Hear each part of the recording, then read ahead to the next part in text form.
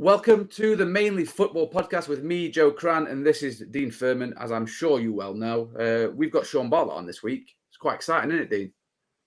Joe, I can't wait. I can't wait. For me, as a footballer and lucky enough to have played for Bafana, it was always about the squad of '96, and Shaun was a massive part of that, scoring goals in the semi-final. Can't wait to ask him a few questions about that, how he came into the squad, but also going on to playing in the Premier League. That's like the pinnacle, the Premier League, and to have gone on and for him to have been successful in the Premier League. Can't wait to just ask him a few inside stories on his career, what took him to the top, and find out some of the juicy stories from him. So really excited to have him on. Yeah, we've got some questions lined up. Got to ask him about Mandela coming to his wedding. We've got to speak about that goal that won goal of the season. Like I think it was his first season.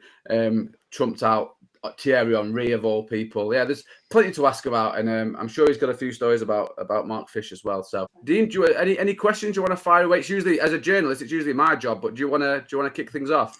Yeah, Shaun, thanks for joining us. It's a pleasure to have you on the show, and I can't wait to get stuck into some questions. Over the last few weeks, I've been doing a lot of digging into your career, having a good look, and where else to start but the '96 AFCON. I know we're jumping ahead a little bit, but for me, having played for Bafana, all we ever spoke about was the class of '96, and we were always trying to emulate them. So for me, what better place to start than speaking to an AFCON winner, someone who was highly influential in the squad. I know you were young, but how was that experience for you? You've been around the Bafana setup as a player, as a coach. How was that set up for you in going into '96 as the home nation? Yeah, I think, when we obviously given the tournament as host, we just thought to participate was a big privilege alone. But playing in your home country, a big tournament like that, it always comes with a lot of pressure. And as individuals and as a team, we definitely felt that from the first game. For me as a young player, like you've indicated, I was competing with Phil Masinga, Mark Williams, some top strikers at the time, and I never really got to play till the semi-final when Phil Masinga picked up an injury. So I had to bide my time as well. And when I got it against Ghana, obviously I took that opportunity and made sure that I grabbed it with both hands, and I did that by scoring a goal and pretty much cemented a place to be in the final 11 against Tunisia. Yeah, I suppose that's the key part there, taking your opportunity. I think anyone who's a lot of players who've had that opportunity to become a national team player or a footballer in general, you have to wait for your opportunity. It doesn't always come along all of a sudden out of nowhere. It hits you and you've got to be ready. And for me, it almost took 2 years, to be honest, Dean. My first call-up was in 94, 95. And I had to wait over 18 months to actually play regularly for the national team. And very different to nowadays. And you would know as well, guys get a call-up and they expect to play the next game. I think a lot has got to do, obviously, with social media. Everything we do nowadays is about instant gratification and how many likes I'll get and how many retweets and whatever. But end of the day, football is being played on the pitch, and you've got to do the business on the pitch. And for me, as a striker, was scoring goals. And with my club at the time, Cape Town Spurs, I was doing that. And when I was called upon, I made sure with the national team that I did the same. And I think after that '96 final, I pretty much cemented my place for quite a long time as a top striker till Benny McCarthy came along, and we had a good partnership as well. Shaun, there was something you said to me a few years back. I think it was when you were Arrows, and one of the things you said to me was that you felt like too many South African footballers treated what they did as a hobby rather than as a job, and because of that, were not reaching the levels that they had the potential to do. Do you feel like it's still the case now, that there are too many people who see this talent that they've got and they go, cool, I'm lucky to play football, that'll do me, rather than actually trying to push on to the next level and reaching sort of the stage that they have the potential to reach?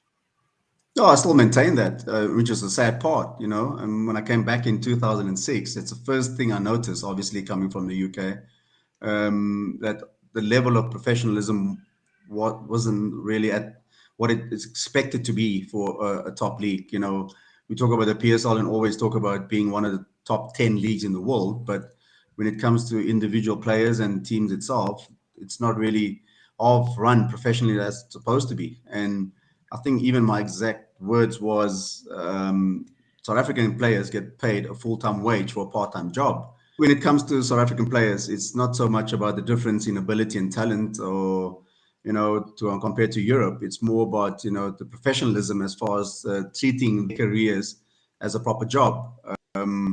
I don't think too many footballers in this country actually realize what they have ahead of them. What they do for 2 hours, they don't really invest enough. And the other aspect also is the lifestyle. I always maintain your lifestyle needs to suit your profession, and it's the other way around here. They want to be a footballer and be flashy, but then they forget about the other 18 hours that you're away from the game, how you need to invest in your career. It's very true, and it's probably something that I saw coming back as well, and something that I tried to really install at Supersport was just a level of professionalism. And you can definitely sense it. But I do believe the guys are getting bigger and better in terms of their professionalism, and taking it a little bit more seriously, and that's the key. But one thing I wanted to ask you, with the players you played against in your time versus the players kind of nowadays, we look at in your especially the 96 squad, there were plenty of guys who wanted to get that move to Europe. You had a very successful spell in Europe. We're seeing fewer and fewer players kind of with varying levels of success get into the European leagues. Yep. What do you pinpoint that as? Do you think there's a lack of desire to go to Europe now? Do you think there's a lack of quality? I don't believe there's a lack of quality personally, but I'd like to see your thoughts on that, because the guys aren't going as often as maybe they should be for us to really be progressing as a footballing nation. I think obviously during our era, the one thing that wasn't at a high level was the salaries. And I think a lot of the times for us, the main ambition was to go outside the country, abroad especially, to get bigger contracts and compete against better players. But I think in the long run also it benefited the national team, because we came back with different experiences. We came back even in some way a different quality player, because the training in some way were better with the clubs that you were playing at. And also during that time, I think more than 90% of the players in the squad, in the starting 11, were playing abroad for their clubs, not just lower leagues but top leagues. And I think that helped the national team. The reason for me nowadays is a lack of ambition, because the money do play a major factor. I think the PSL, you can earn very decent money nowadays. You don't even have to say what type of money players are earning nowadays. You even look at Keegan Dolly coming back, and he's on astronomical amounts as far as salary is concerned. So the European market, or for South African players, is maybe not that inviting anymore, if I can put it that way, because like I always say, they can be a big fish in a small pond here. But also when you go abroad and nobody knows you, not everybody has the mental strength to actually survive in a foreign league, especially even when it's a different language. It makes it a lot more difficult. Because that's touch on what Dean's talking about there. You also have that issue, don't you, where when we do have players go over, they don't hit those levels. They don't hit those heights. So you have these high hopes for them when they get there, and then it doesn't work out. And lo and behold, a couple of years later, we see them back in South Africa. And do you think that some of that is down to those sort of creature comforts and the salaries here? And I suppose not knowing that they don't have to sort of slug it out in a country that they don't know, when they can jump on a plane back to Joburg and they can play in front of 90,000 people at a Soweto derby. Sure. Yeah, to a certain extent it is. For me, and I think Dean maybe even confirmed this as well, but I think the biggest thing for me was having that support structure at home. The easiest thing for a footballer is to go to training, be with the boys, and do training itself. Is when you go home and there's no one at home that that from your hometown, or that can cook home food. It makes it a lonely life abroad.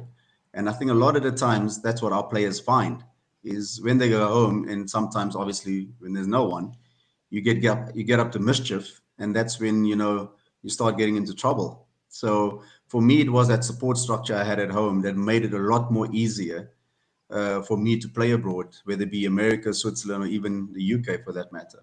Yeah, you settled, UK, you settled pretty well. Yeah. Is it your first season you got goal of the season?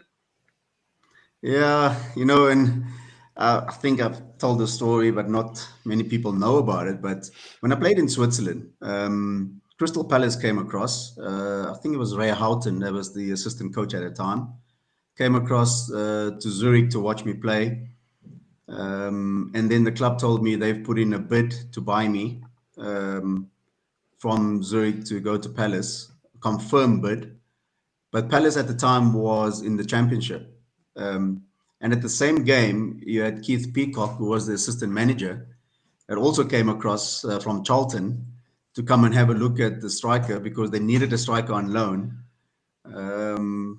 Andy Hunt, one of the strikers at the time, picked up some virus and he couldn't train or run or anything. So yeah, after the game, I didn't even know, but Keith Peacock were there. He was there, and the offer came from Charlton for a loan deal. So I had Crystal Palace confirmed 3-year contract, £2 million transfer fee, and I had Charlton a loan deal where you had to go prove yourself for 8 months and try and secure a deal. So it was a difficult decision, but the Charlton fans love the fact that obviously I chose them and not Crystal Palace because there's a big rivalry also between the two clubs. And that goal of the season obviously was during my loan spell. I think the start I got with my loan spell was probably the foundation for that period because obviously playing the debut game, home game against Man United, scoring 2 goals, that definitely accelerated my career in the UK. Yes, let's just touch on your start because your start when you went to FC Zurich wasn't as great. It took you a couple of months to get your first goal, which can be a very lonely place. You go to a new club, a new country. People are looking at you like, here's this big striker, expecting goals, AFCON winner. So you come with a great pedigree. All of a sudden, it doesn't quite work for you, and you ride the storm and end up being a great success. 8-8 in the UEFA Cup is some form. Conversely, you go to Charlton, hit the ground running straight away. How good did you feel? How confident were you going into what most of us believe is the best league in the world, and straight away you're scoring against probably the best team in the world at the time? How good did you feel? How easy did that make you settling in and kind of being accustomed to your surroundings and your new teammates? Yeah, I always believe there's a season for everything, and at particular time at Zurich was probably in preparation for me going to England. To be honest, exactly like you explained, I went to Zurich replacing a big striker in Nonda, Shabani Nonda, that went to Rennes, and they signed me expecting the same type of sort of scoring goals left, right, and center. And when it didn't happen, it was a testing time for me as an individual because the fans sometimes made you let you know that you're not doing the business. So you had to be mentally strong in order to continue doing what you do best. But when I got to England after having a great spell in Switzerland, scoring, like you said, those goals, I think for me it was a foundation to go on to England and make sure that I can do the business again. And yeah, it was a lot more tougher for me even today. Arguably the best league in the world, the Premier League, competing against top players. And I had to make sure, even putting in extra work, besides just training with the team, because there's one thing. I think the first maybe 2 months for me in the Premier League, I think Curbs had to take me off every time after 75 minutes because the speed of the game in the Premier League is unbelievably fast. Compared to any other league in Europe, it takes a bit of time to get used to. So I had to adapt very quickly, do a lot of extra work. But scoring goals, obviously, it does help in settling easier and faster. And it does give you obviously a little bit more confidence going into the next game.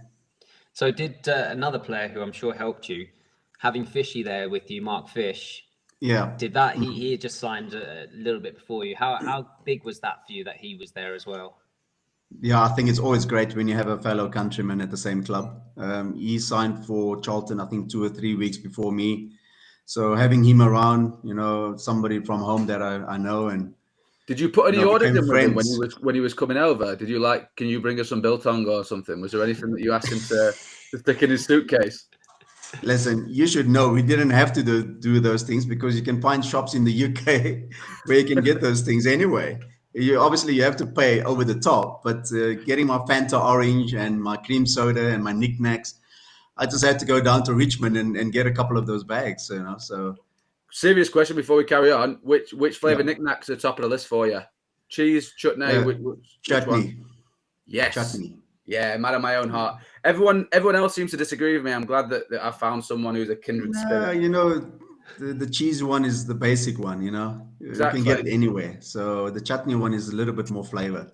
See, this is why we get on, mate.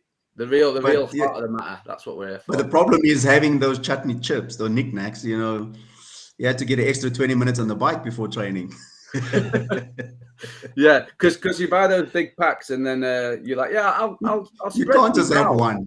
I'll spread No, these you out can't just over have. a day or two, then finish them off in Yeah, one sitting. Yeah. Anyway, exactly. back to what we were actually talking about, Dean. Sorry about that. Yeah. I had to get that off my So chest. just in terms of the dressing room, did you see a big difference? I know I did. I'd love to know your experience of kind of your different countries and your different dressing rooms, just in particularly the English dressing room, because we hear all the stories, and some of us have been lucky enough to experience what goes on inside a British dressing room. How did you adapt to the dressing room at Charlton, the guys, the culture, the weather, everything that goes with coming and playing in England? How did you adapt to that? And did you find it a big difference, or did you just muck in and kind of really get stuck in with everyone?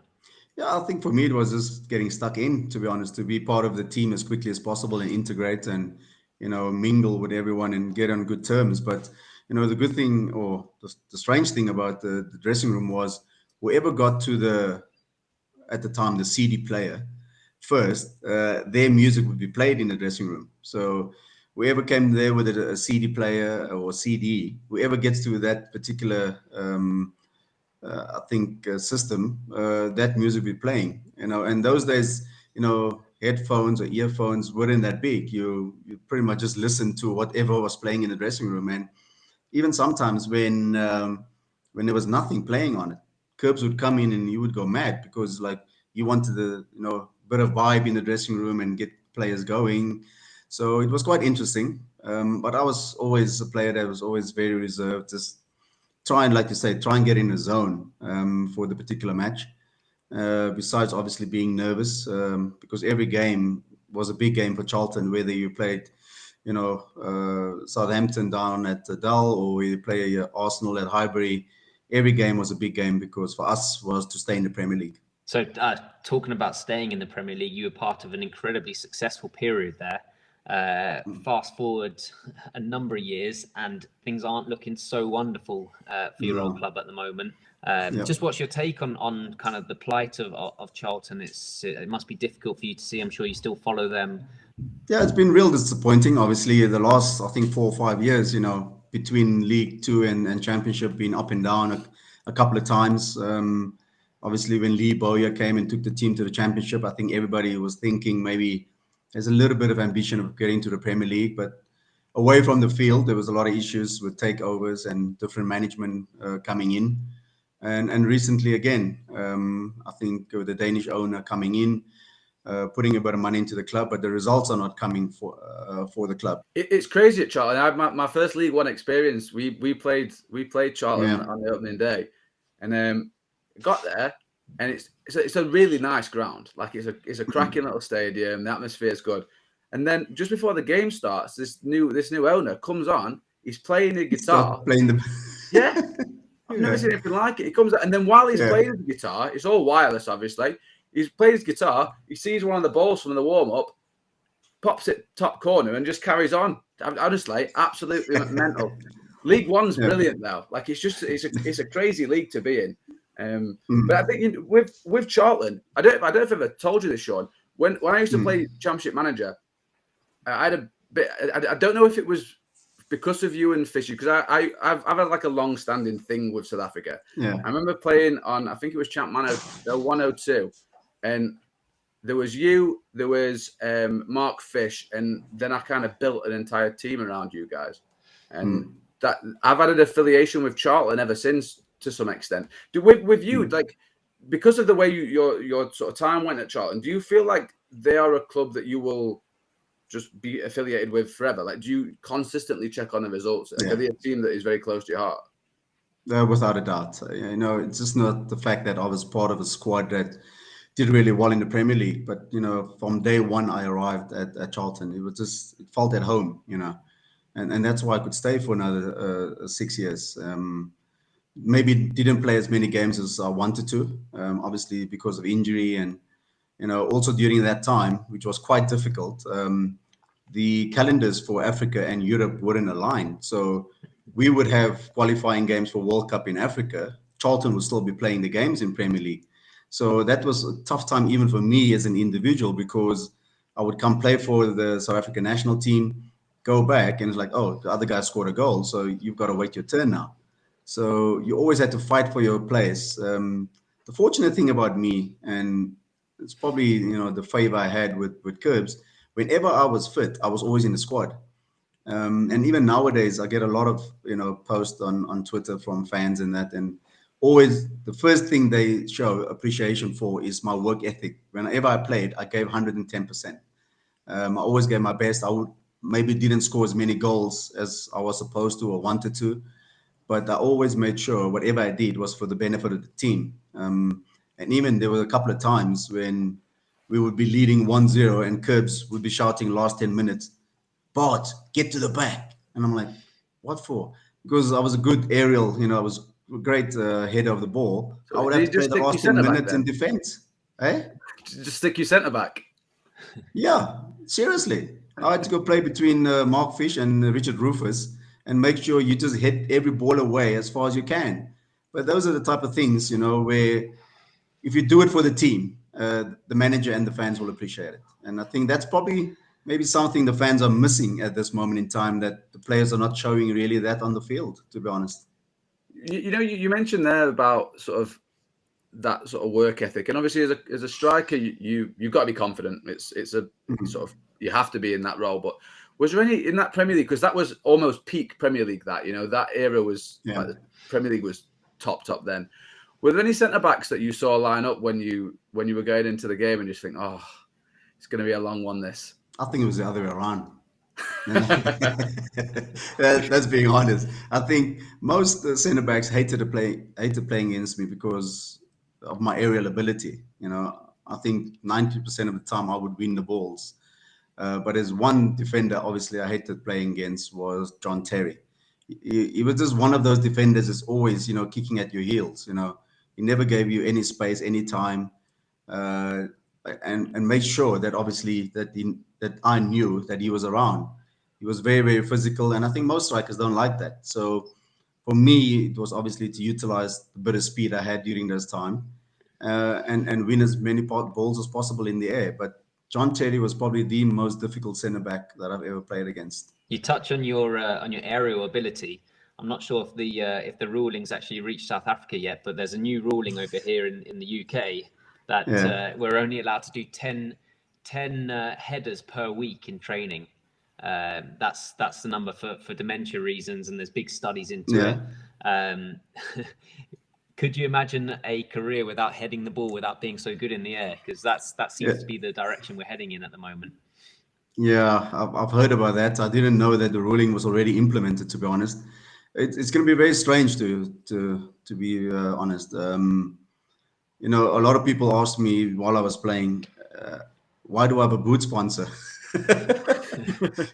Because I use my head most of the times for scoring goals and obviously making passes. But it was one thing that I actually had to work on. I wasn't good at it at all. I think probably in Zurich in Switzerland, I made it a little bit better, because we had this basic pole that was about 5 meters high with a ball hanging from it, you know, and that's where I really, you know, perfected the aerial strength and also the jumping, to be honest.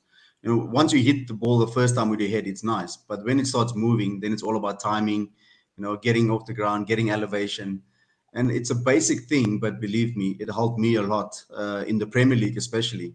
And even when Man United came to South Africa 2006, at a press conference, one of the biggest compliments I will ever receive is Sir Alex saying that in a press conference, that they're very wary of Kaizer Chiefs because they've got Shaun Bartlett, in his opinion, one of the best headers of the ball in the Premier League when I was playing in the Premier League. So it's something that I was really, I had to make it part of my game.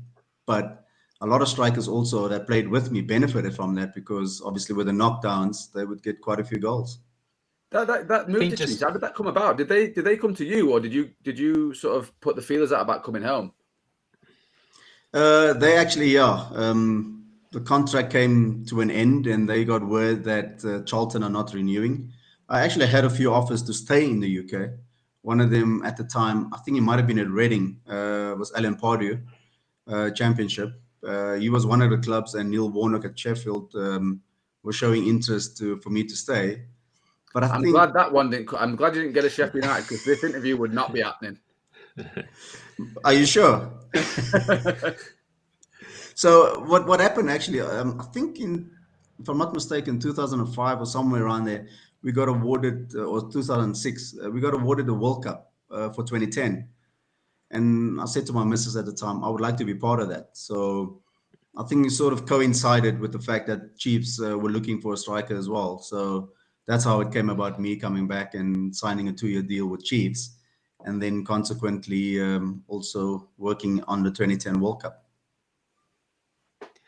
I think just touching on something I picked up on the heading with the pole story, which I think is amazing. I've been lucky enough to see some incredible players throughout my career, and the best I've ever seen work harder than anyone else on their game. And it's just such an amazing lesson to hear that here we are. Yep. We've got an AFCON winning striker scoring goals in the semi-final of AFCON, who still feels that your game can get better. So something as simple as a pole and a ball probably took your career to a whole new level, and it's a lesson that I've always carried with me, that we can always get better. And Without I don't see enough young players actually believing they can get better. They think that once they play a few games, they think they've made it, and they actually don't work on their game. And to hear you with the success you've had tell a story as simple as that, it just shows why you reached the levels you did. And I think any young player listening to this should really aspire to those kind of stories. And there's so much more to everyone's game that can be achieved with a little bit of hard work. Exactly. And another accolade, obviously, that we've spoken about, and Joe mentioned it, is the goal of the season. Because like you just indicated, all you need is a ball in a wall, and you can, perfect or make your left foot better, or your right foot, whichever weakness you've got. And that's something even many people don't know, but that goal of the season is with my weak foot, not even my stronger foot. I'm right-footed.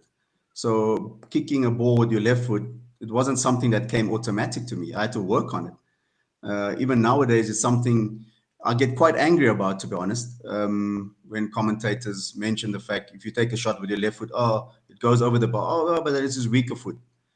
You're professional. There shouldn't be a weaker foot. They shouldn't actually know which is your weaker foot, to be honest. You've got so much time to work on certain things to make it better. And that is what professional football is about. Your main goal is to be better than the day before. Then you're getting improvement in your game, and in return is helping your team as well. So it's something, and even nowadays as a coach, I always say, we talk about professional football. What does it mean to be professional? Because you're one of a select few that can actually do that particular job.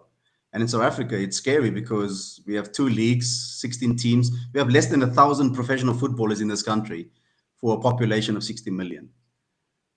That is the scary part. And yet not everyone is taking it serious enough. Yeah, it's very true. It's very true. And I'm a great believer that we can always improve. And the day you stop wanting to improve is the day you might as well say, hang your boots up, because there's always a part of our game that can get better. And I'm a big believer of that. And that story just tells you exactly that. No, exactly. It's the same as, when you get up in the morning and you don't feel like going to training, then it's time to hang up the boots. When you start losing, that type of passion and that energy for getting up and wanting to go to train, then, it's something that I need to obviously put in the back of the closet and do something else. Talking about hanging up boots, was coaching Yeah. always your desire? Did you always have a passion for coaching? Is that something you saw yourself going into? I think it came the latter part of my career. I think the last few years in Charlton, it was something in England that I feel that managers or clubs always pushed, which I think is great as a basis to do coaching licenses. And we started doing the level 2, and then obviously went to the B license. So, and then the A license, when I came back to South Africa, actually, I had to go back to do my assessment for my A license. So it's something that was always in the back of my mind. I always wanted to teach. And obviously, football being in my blood, it was the obvious thing to do, because now I'm just not teaching younger professionals or younger players, but I'm also impacting their lives. And I think that's a major difference. Football is like, it's a very small part of your life, but if you can make a person better and implementing something in his life that can last for a lifetime, I think that's even, more satisfactory for me. You're doing that teaching at home as well, aren't you? How are your two lads Yeah. doing? Yeah, I've got 3 boys. The 2 older ones obviously are very big into football. The younger one more into basketball. Yeah, the eldest one is back in Europe. Hopefully something will happen for him. The middle one is now currently with the team as well. So only thing I can do as a father is to support them. If they want to do extra stuff, we go to the field, we do it. Have you I'm got a not pole in the one. garden with a ball on it? No, Has they've to got be. natural No height. way. They've got natural height because they're all 1.9. Fair enough. Fair enough. They don't have to Don't need to jump that jump at high that height. as me. So Yeah, but your coaching style, I've been mm, lucky. Sorry to interrupt. I've been lucky to work no, with you at Bafana a little bit, but not as the head coach. yeah. Your coaching style with your boys or with your team, is there any particular manager you've taken? I know you speak in high regard about Alan Kirbishley, who's an incredible manager over here in the UK. Is there anything you've taken from him into your management style, or have you kind of evolved as you've gone along? No, I think as a manager, you have to evolve because the game changes every day. The one thing that I've tried to do is whichever manager I've played for, I try and take things, whether good or bad, because when it's bad, obviously you don't want to repeat the same mistakes. So you try and take something from every manager and make it into your own. And from Curbs, I would say probably the tactical aspect. I would say he was very, very good in analyzing opposition and making sure he get the best out of his players. You even somebody like Mushin Ertugrul, somebody I worked with, a lot of people will say probably one of the craziest coaches, but he's very meticulous when it comes to the finer detail. The same as Ernst Middendorp. When I worked with Ernst at Chiefs, every match day I would get an email with 17 pages just about the opposition, and I'm like, what am I supposed to do? And he would say, no, you look at the 17 pages and take 5 points to give to the players, what they need to focus on. So, but I like those type of things. I like the detail, because no player could come to me and say, yeah, but you didn't tell me this or you didn't tell me that. You give them everything. And when it happens on the field, they must look at you as like, oh, but the coach told me this is going to happen. That's why even I always say, I never use the word if, because if it's very confusing. So when I say to a player, when this happens, this is what you need to do, then you can recall, and those are things, again, you learn as a coach over years, because I worked at Arrows with a lady, a neuroscientist, that taught me how to recall memory, how to stay calm under pressure, all these things as a footballer. And something a lot of the clubs don't even focus on is the psychological aspect, because most clubs think it's practice, playing, results. They don't think about psychological, they don't think about the nutritional side, the physical side. So all those things combined obviously can make you a better player, but it's all about what the coach sees, as far as the player is concerned, and what he needs to improve on. Absolutely. The best coaches that I've ever worked with, they're all round. They don't just focus on Yeah. on Saturday or Tuesday night, whenever the game is, they're all round. They make you feel good and confident as a person, and that you take that onto the pitch. And I think those are some of the best managers that I've ever worked with, who take in the person, not just the footballer. And I think that's so important to get in the best out of your players. No, I think that because you know the story also. You know, players come with loads of problems from home to training, so you can't just train the player. You've got to affect the person first, because that's ultimately what we are. Your brother, your husband, your father first before you're a footballer. And I think the more players understand that, and this is a source of income. It shouldn't be your life where you just focus on this, because 2 million families fall apart because you make football your focus, and not the people around you. Absolutely. Sorry, Dean. I was just going to say, do you think that, with the way South African football is now, do you think it is fixable in the near future? Like you look at, the work that Hugo Broos has done, it seems to be moving in the right direction. A lot of new faces in there. Do you think that South African football can quickly start making progress to getting back to where your era was, or do you think that it's something that's going to take a lot longer than that? Well, I think Hugo Broos is on the right track. I don't know if you've seen the recent interviews of him, but he's having a full go at his players, which I think is great. The fact that he's mentioning that he needs more players in his squad that are married, because married guys are more responsible, and he doesn't like these young players with so many girlfriends and things like that. So I'm ready. I'm waiting. I'm not picking on you, Joe.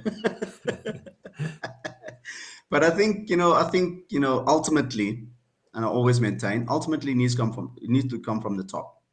Whatever results is been getting on the field, if administratively we're not in the right order, if we're not get somebody with a vision, and not 2022, a vision where actually you're putting things in place as far as development are concerned, you're implementing something that will benefit in 5-10 years time, then I think we will be on the right track. But at this moment in time, we are losing a lot more players than what we want to, as far as the development are concerned, because you look at how do you compete under 17, under 20, but when it gets to under 23 or Bafana, all those players are not there. What's happening to these players? We need to get a system where, we get to monitor these players over a longer period. I think something for me, when I look at the class of '96, and you've touched on your aerial ability, I think one of the biggest challenges that I've found is that we're quite small physically. Yeah. Whereas we look at the AFCON team of '96, you big boys.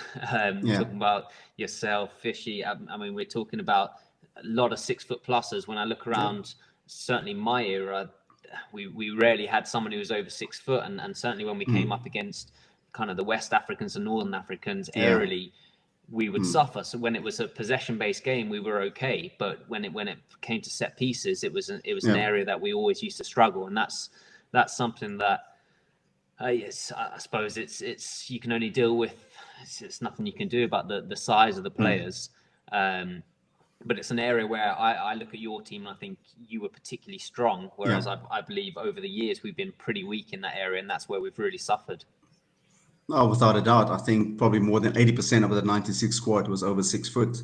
You mentioned Mark, Lucas, myself, Phil, even Doctor, I think Eric Tinkler. So there was a lot of big boys, and we could compete with, the Ghanaians or even the Egyptians or Tunisians. So, these guys tactically are quite good, but if you can't compete physically with them on the field also, then, it's already a disadvantage for you as a team. So it's something that I think over the last decade has been raised quite a few times. And like you said as well, especially with the comparison to 96, I just find that it's a matter of going out and finding those type of players, because believe me, they're out there as far as size are concerned. It's just a matter of making sure you find them and give them opportunities as far as professional football are concerned. Dean, you wanted to ask about Madiba, right?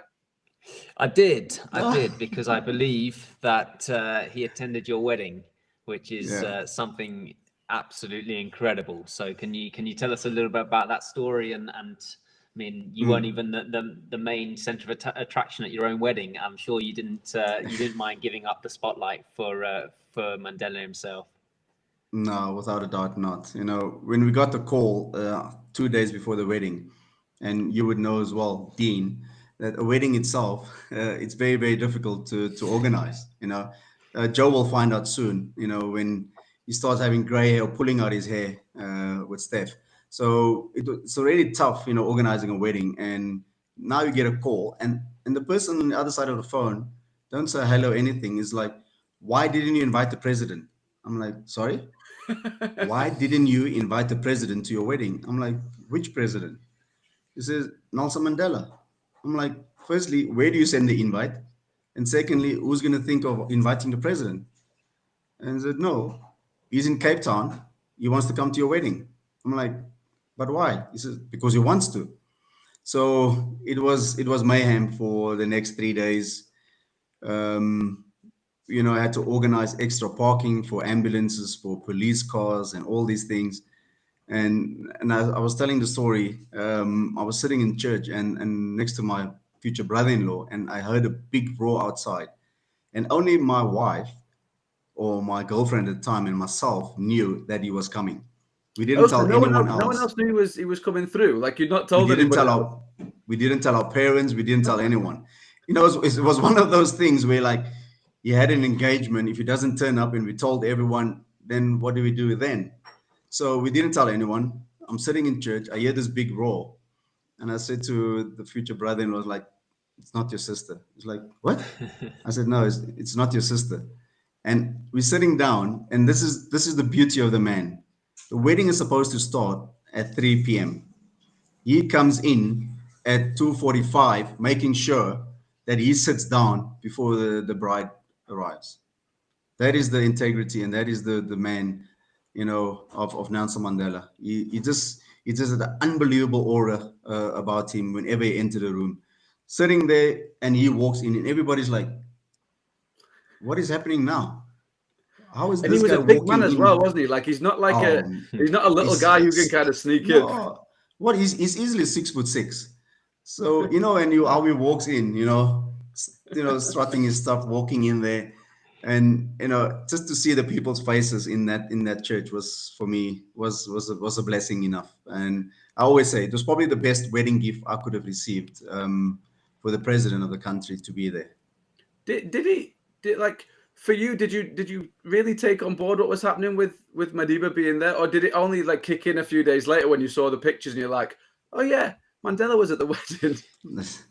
I think it was a few years later, to be honest, not even a few days, because even my wife, there's a picture where he kisses her hand, and you know, I don't think many people would have a picture like that. So, but every meeting with him was personal, because he would know exactly who you are. He'll ask about, whether you had family or kids. He would ask about those things, and it wasn't just about, oh yeah, Shaun Bartlett, okay, okay. No, everything was personal, and I think that for me made every meeting with him very, very special. It's amazing, honestly, incredible. Incredible. What an inspiration. Can you imagine having you let yourself down here, Dean? You didn't get anyone that important at your wedding. No, no. Oh I well, certainly well, didn't you get a still call go from the get married, president. Joe. Pretty I soon, don't I Boris don't might be know at your anybody that wedding. important, Sean. Unfortunately, I can't even have him on the list because I don't know anybody that cool. I thought you invited Boris. Is Boris not coming to your wedding? I don't think that I get down particularly well, if I'm honest. No. Oh, maybe the president of Sheffield Wednesday then. Yeah, I'll get you. I'll get Don't think you that'll go down. down that well either. But yeah, that's absolutely brilliant. Dean, any final words? That was yeah. I just feel bad that I'm never gonna have a guest as good as that at my wedding now. To be honest. I think it's amazing just to hear some of your stories from your personal life. Thank you for sharing that, and your career. I mean, incredible career. We wish you all the best in your future coaching career. I'm sure you'll go from strength to strength, and yeah, thank you so much for sharing your amazing career with us. Cheers, Sean. Thank you. Thanks Thank very you. much, mate. Thank you very much, guys. I really appreciate the time, and bringing some great memories also back for me. I think something that I'll obviously cherish for the rest of my life, and hopefully in the near future, also make some memories with the players that I'll be coaching. Quickfire questions here. first up, which is the funniest player you ever played with? You know, national team, club level. Who is the funniest guy you've ever been in a change room with? Mark Fish. And why? Actually, that's probably the key question. Okay, here. let me tell you. One game he was captain for Charlton, and you normally you go in a huddle on the field before the match starts, and he started telling a joke, and we all waiting for motivational words coming from the captain, and he's like, "What do you call a Japanese car thief?" And we're like, "What?" He says, "Yeah, Tommy took a motor," and he walks away. Tommy took a motor, and then he walks away, and he doesn't say anything else, and we're like, "What just happened?" And then you had to go play a game. So those are the type of things Mark Fish would do. Fair enough. Fittest player? Oh, this is very, very difficult, but that's a tough one. I can't even top of my head give you a name, to be honest. Fair enough. Helman Mkelele, sorry. Helman. Oh yeah, that makes sense. The nickname gives it away a bit as well. Yeah, well, the man is in his 50s and he's still doing marathons. So, No, fair play to him. What's the favourite match you ever played in? Man United 3-3 home debut. Yeah, that'll do it. If you weren't a footballer, you said about you like to teach people. If you weren't a footballer, what else do you think you'd be doing? Like if it had not happened, where would you be? I'll probably be teaching in a school. That's what a sports teacher or educator. A very well built PE teacher. Well, you need to be so they don't mess with you. and just lastly, if you could meet one sports person from any sport, not necessarily from football, if you could meet one sports person, dead or alive, who would you like to go for dinner with? Tiger Woods. I know Dean will be very appreciative of that. I'll come be a waiter if that's okay. It won't just be dinner. We'll probably go into breakfast because he'll have so many stories.